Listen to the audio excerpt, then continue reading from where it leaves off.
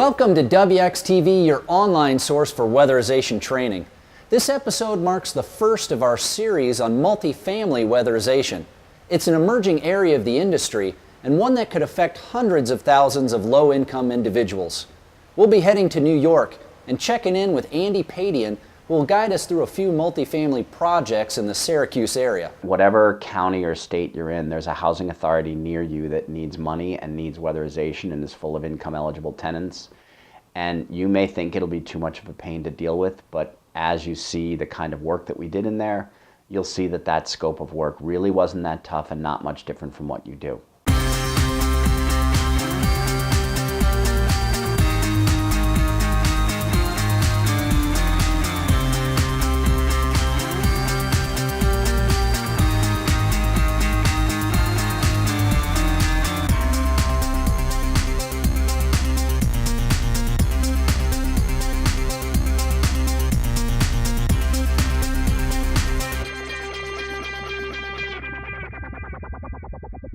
This is Andy Padian. I'm with the Community Preservation Corporation.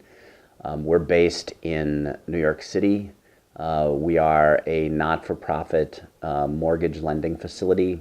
This year, the Community Preservation Corporation requested weatherization money through the ARA funding to do weatherization of multifamily buildings upstate.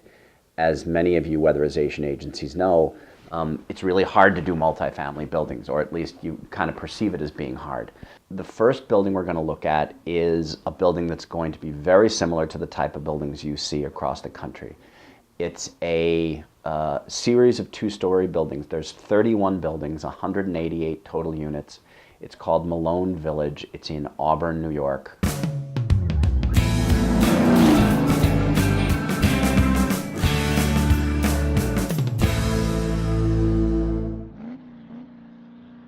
They are row house, two-story buildings. Every apartment has its own furnace, every apartment has its own hot water heater, and what we're doing in those buildings is a series of retrofits to change the hot water heater, change the furnace, air seal the apartments, add high-efficiency fluorescent lighting, add new refrigerators.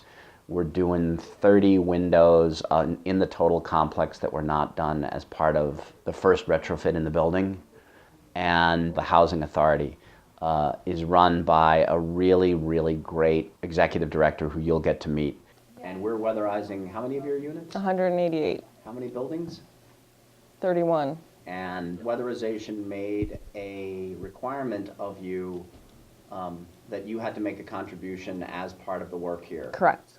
So your contribution was replacing the roofs that needed to be done. Correct. That protected the weatherization materials, the attics that were fully insulated. I expected it to be far more difficult working with an outside agency in addition to multiple contractors, because right now we're dealing with a roofing contractor, a gutter contractor, furnace and hot water heaters, lighting, aerators, a weatherization contractor, and the refrigerator replacement contractor. So we've got at least 5 different contractors we're dealing with, and it's helped immensely. I haven't had to do a whole lot in terms of coordinating anything.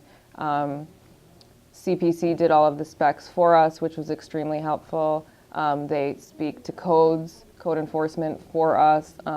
They manage the project and stay on top of things for us, so that's been very helpful. So actually, the weatherization director, Andrew D'Agostino, is here. Why did you like doing this weatherization job? Well, I think mainly it helps. It's twofold, this sort of job, because this is a tenant or an owner pay utilities for 188 residential units. It's really a big job. It's going to dramatically lower the operating expenses for the property for the Auburn Housing Authority, and it's going to increase the tenants' essentially way of life, the quality of life, because you're going to have a lot warmer units. You're going to have longer lasting and more even hot water. It's really also going to create a nice health and safety. It's really going to make it a nice, safe complex. The housing authority pays a master gas bill and a master electric bill. They pay one electric bill and one gas bill for all of the apartments in this complex. And the really bad part for them is that the tenants can keep the heat and the electric at whatever rate they, at whatever temperatures they want. They can keep the lights on. So These are the original 1955 Lennox furnaces. Oh my God, you can see those old gas jets in there. And this is actually a fairly efficient furnace, but the pieces are hard to find on them right now. But if you look at the size of this furnace for an 800 square foot or 900 square foot apartment, it's sort of silly. These are the atmospheric gas hot water makers that are everywhere in the United States. And if you look at their rating plates, they're rated at 60% AFUE. So we're pulling them all and we're putting 92% sealed combustion. If you walk up the stairs here, we'll show you the apartment. This is what the apartments look like. Kind of a nice kitchen. They've got to redo this apartment. It's been beat up for a long time. They're old fixtures from 1955. And they're pretty functional, even though they don't have GFI plugs and all that stuff on it that we're supposed to have. But again, we couldn't afford to change all of those. There's a fluorescent up here in the kitchen, and we couldn't afford to change that because we're making big changes in the building. The returns in the basement, I don't know if you saw, but none of the returns were connected in the basement. So it's a free return. So the basement had the possibility of backdrafting the hot water heater, all stuff that everybody knows, but it's the same thing in a multifamily building. So what we're doing is we're having the contractor pull all of these grates off from 1955, seal the duct at each wall penetration, and then connect ducts down in the basement to the new furnace. And we'll do that with the both the supply and the return on the furnaces. But if you want to see what these apartments are like, the workmen aren't here, but they have been working. They're small, 2-bedroom apartments. This is kind of the average. Oh, this is a 3-bedroom because it's an end unit. But when we came here, these buildings were at 25% vacancy. They'll be in single digits really soon. And that's a really good thing for weatherization to do. Yeah, they had new wood double pane windows when we got in here because they did what every housing authority building does. They put windows in and they insulate the attic.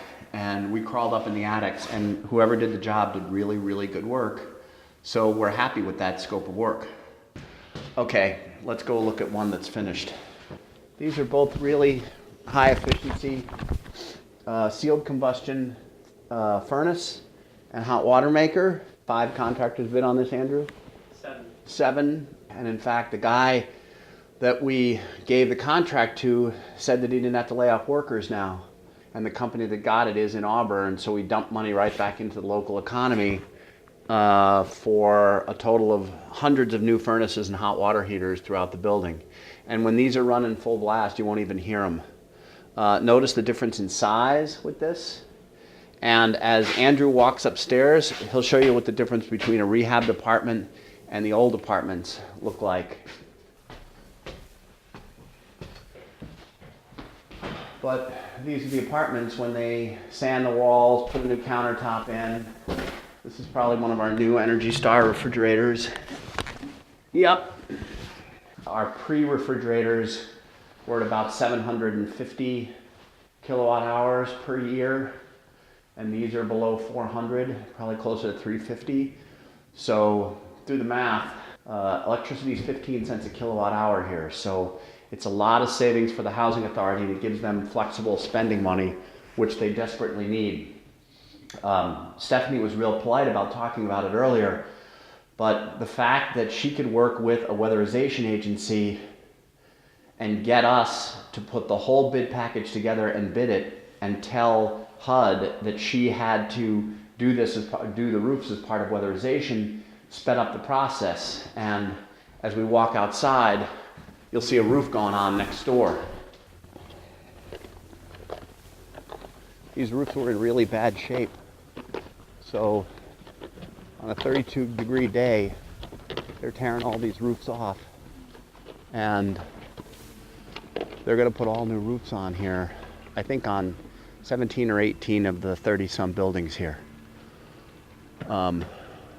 Again, a big problem for these buildings was water leaks. So in all the buildings that we went to after a rain, we saw this puddling in the basement that you just can't avoid because there's water gushing down straight off the roof down the side of the building. So we also called for the replacement of all the gutters. And you can see that the gutters are really nice. They haven't put the leaders on yet because they had too much snow. But the contractor matched the gutters to the brick as close as he could. This is a great job here because these buildings, you saw the moisture problems in the basement, and you wouldn't think that you can take weatherization money and add gutters to it. But it was really important to get the water away from the building. If you look around the foundation of all of these buildings, you'll see green that came right up the walls because the water just poured down from every direction. And we have photographs all through our audit of how much moss had come up on the sides of the buildings and probably mold growth and stuff like that. We're stopping all that now. It's a really good addition that we did to the building, and again, the owner paid for it. And that's really the beauty of doing a multifamily building audit and weatherizing multifamily buildings, because you can talk to the building owner and you can say to him, look, we can do this whole scope of work, but we're really worried about the insulation in the roof. You know, the insulation that's in the attic cavity falling apart. Will you please pay for roofs? And it was no discussion at all. It's very important to speak to them as an investor. They own these buildings. They want to keep these buildings. It's a different story with this building. This is a housing authority building. But the owner of the building and the executive director and the board is so behind us on this job because there are incredibly low-income people in here. They had high vacancy rates. Improving the building all of a sudden starts filling up the building for them. And remember this in multifamily buildings, that the biggest problem for a multifamily owner is an empty unit. And the most cost-effective thing for them to do is fill that unit. And if that unit has a new furnace in it, a new hot water heater, an insulated roof, you have a guy come in with a blower door and air seal it, you've got a unit that's going to be significantly less expensive for someone to live in, and they'll stay in it a lot longer. And stability of tenancy is what multifamily building owners want. It's really expensive for someone to move out. It's really expensive for them to have a vacant unit. And they're going to go from, I think it was close to 30% vacancy when we came here. They're in single digits now. The other building is really different, and it may not be the norm in your state or county, but they exist all over the country, at least in cold weather climates. This is a 5-story elevator building, all seniors, 131 apartments in Canandaigua, New York, which is between Syracuse and Rochester, as Auburn is. The owner pays for gas usage for hot water and gas usage for washing machines that are in the laundry room. There's no washing machines or dryers in the apartments. And the owner pays for electric in the common area hallways. So the tenants pay for all their own electric in their own apartments, and they're electrically heated. This is 80 Parish Street in Canandaigua, New York, in the beautiful Finger Lakes, one of the most beautiful places in the world, and if you haven't been here, you should. This is a 133-unit senior citizen complex that we came to a little under a year ago. The owners had just added new air conditioner sleeves because the tenants complained that they needed air conditioning occasionally, so they added air conditioner sleeves, and of course now the air conditioner sleeves were leaking. So we came and we did an energy audit of the building, and we found out that the hot water system was designed when the building was designed in the 70s and hadn't been changed. This is the whole problem with these old multifamily buildings that everybody replaces with same. So we had a 1950 hot water heater continually replaced with a 1950 atmospheric gas hot water heater. And there were 2 of them. They weren't on a lead lag control. So we wanted to change those with high efficiency units. We were just in with the manager, Wanda, who you'll meet in a minute. And she's one of the best managers we've ever dealt with. And that's a real big thing in multifamily buildings. If you can find a really good manager that you can talk to and say, hey, listen, we can give you $2,000 an apartment and we can really make the building more comfortable. And if they get that and they're willing to contribute with you, you have a great partner. Well, Wanda's a great partner and she got it. So we'll show you what's inside the building. Well, one of the things that we did was we air sealed each unit in the building, 131 units, and as part of the air sealing, each unit has a built-in air conditioner into the walls. So there's a wall cut with an air conditioner in. And one of the biggest complaints was, and one of the things we noticed when we did blower door testing on each unit, was the large amount of airflow that came through the cut in the wall. So what our contractor decided was it'd be a great idea to sort of build a box, insulate the box, and make it stay on the wall permanently with a removable door, so in the summertime you can turn your air conditioning on and you have there's no obtrusions to the air conditioning.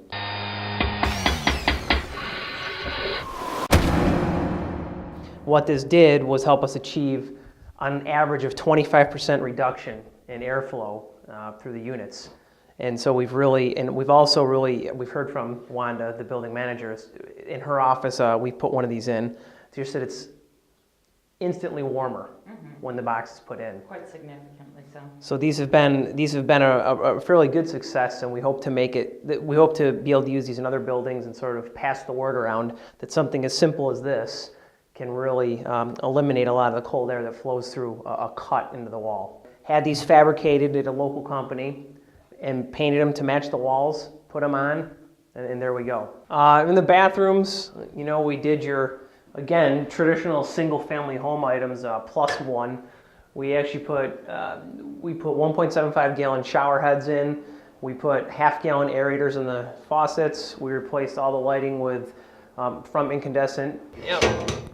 So it gives you an idea of the 4 bulb fixtures, which had 4 60-watt incandescent bulbs in there prior. And then we also changed the ventilation fan in the bathroom to be a more efficient, much quieter, more efficient, and a fan that when you turn it on actually does what it's supposed to do. It moves air. It moves air, exactly. And also in the bathroom, again, too, we pulled off all the backs of fixtures and air sealed throughout and made sure everything was airtight in here. Wanda, what's the major complaint from the tenants about the new ventilation fans?